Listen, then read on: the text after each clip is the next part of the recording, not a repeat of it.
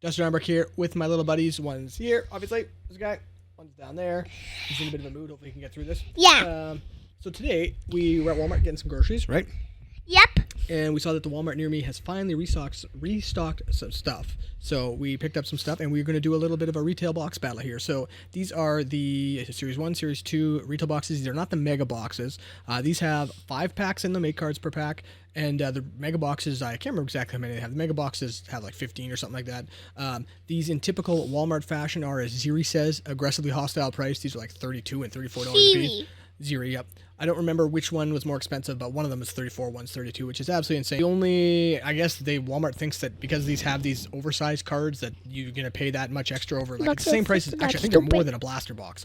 So anyway, it doesn't really even make sense to buy these, but we did just try them out and see, because I've never bought this size of box before, so we'll see what's in there. So like I said, you do get. I like that they're sideways. Sideways, yeah, that's pretty cool.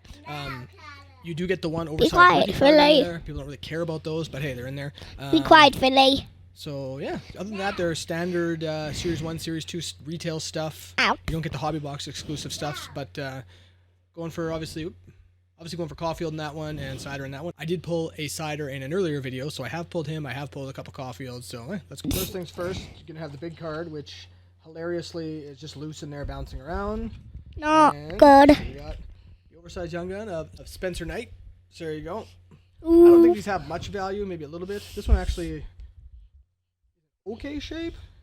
Got a bit of a wow to it there, but okay shape. So I don't like it because it's not the way I expected it to be. well, there's just the one big one, and now we got our box. And again, 5 packs is a bit of a rip off for the money, but hey, if that thing's worth something, maybe it makes up for it. I don't know. There we go. All right, pack number 1, starting with Mackenzie Blackwood, Victor Hedman, Matsu Carello, Simon Varlamov, and a Hundo P of Patrice Bergeron. And followed by second year Kirill, Jonathan Huberdeau, and Nazem Kadri.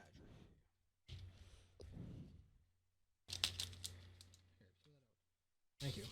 All right, Braden Shen, Thomas Shabbat, Bo Horvat, and Logan Thompson, young gun. So we got 2 goalie young guns, although that one technically is not a real young. All right, the sun gave up already. He's back there, though. He's going to hang on the background and drink a yogurt, apparently. So there you go, Logan Thompson. This one is just... edge is absolutely terrible on that. I don't know if I can get the camera to focus on that, but this one literally looks like, you remember back in the day, you'd get those cards that like were inside paper, and you'd have to like tear the paper and pull them out. That one's had like hole punches. That's what that one looks like. That one's awful. Hey guys, Future Duster Donnybrook here, and this card I was about ready to write it off as just being garbage, just keep it and realize it's not worth anything, and be mad at Upper Deck. And even though their quality control is a bit sus, I started to look at the, when I went to price this one out here and started looking at what the values are for the editing purposes to throw in the video here, I noticed that all these other cards had the exact same damage too, which seemed a bit crazy to me. I know Upper Deck's quality control as of late has been pretty suspect, but I figured there's no way it can be that bad. So anyway, taking a look, I realized pretty quick that the card itself, even though mine actually does have a bit of sort of a rough edge there, what's actually going on here is sort of just the image. They picked an unfortunate image where the edge of the net, you can just see where the mesh of the net is meeting the post, and sort of gives it that illusion that the card is kind of frigged here. So yeah, this card's actually fine, and like I said, even though Upper Deck's quality has been a bit suspect as of late, it's not that bad here. So sorry about Upper Deck, my bad.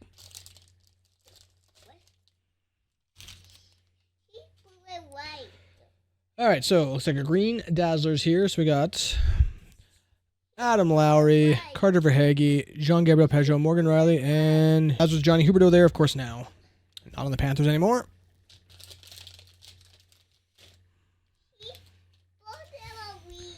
All right, Jason Robertson, Kirill checklist, Devon Taves, Jake DeBrusque. We got a Max Pacioretty portraits, Jake Gensel, Kevin Hayes, TJ Brody, and Justin Hall.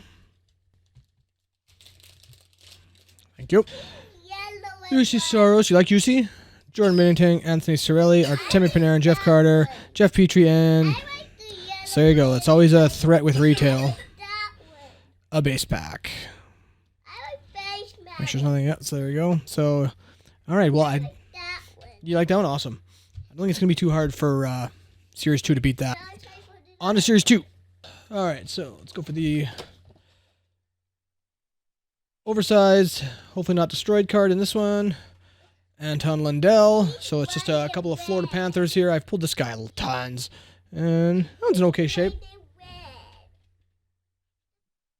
So we got our oversized Panthers there. That's right.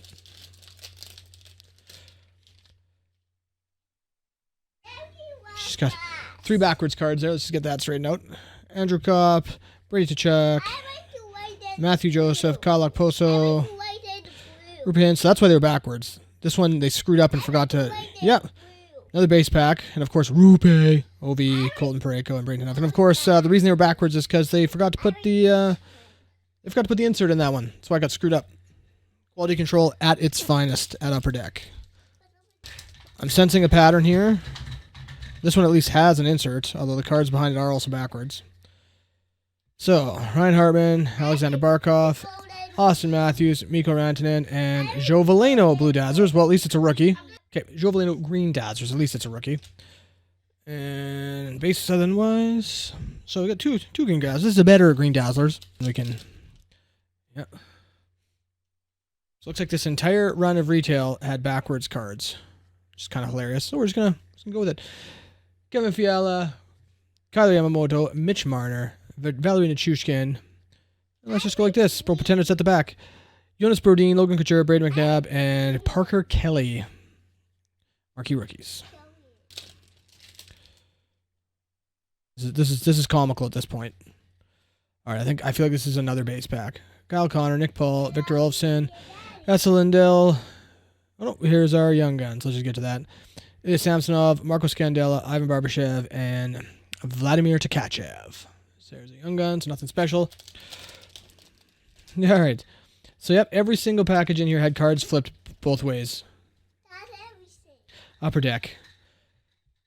Put someone at the damn plant to do some quality control. It's crazy. Robert Thomas, Connor Murphy, Igor Shesterkin, Tyler Bertuzzi, and, well, didn't expect to pull a Young Guns canvas. Not bad at all right there. Jonathan Dahlin, Young Guns canvas.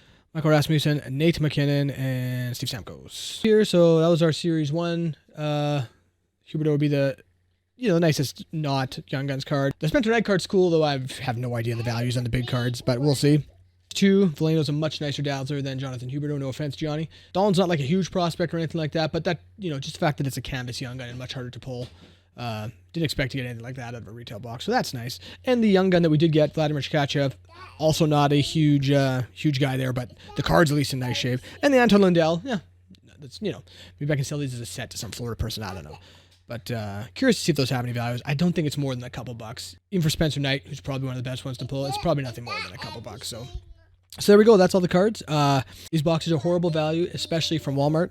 It makes way more sense for the same price to get a blaster box and get 8 packs instead of 5. These big cards, unless these big cards are your thing, it just doesn't make sense to me. So, and I mean, retail itself is always hit or miss. I think you're better off buying like a retail box because obviously the more bulky, but the more things you buy in volume, you get a better deal. Starts to make sense. And also Walmart, really, like Walmart's prices are just outrageous. There's a reason that I refer to them as the big blue jerks usually. So. So there you go. Thanks for watching this one. The kids already, the kids took off. They lost interest pretty quick. That's what the kids do. You gotta love them. But thanks for watching. If you like this kind of stuff, I do some stuff with the kids. It's not all the time, but every now and then the kids want to open some cards with me. So we do that sometimes. And we do some hobby boxes. Usually it's hockey stuff, but sometimes branch out into other things. But hey, if you like this kind of thing, hit the bell icon, drop a like on the video, hit the subscribe button, and we'll see you in the next one. Thanks a lot.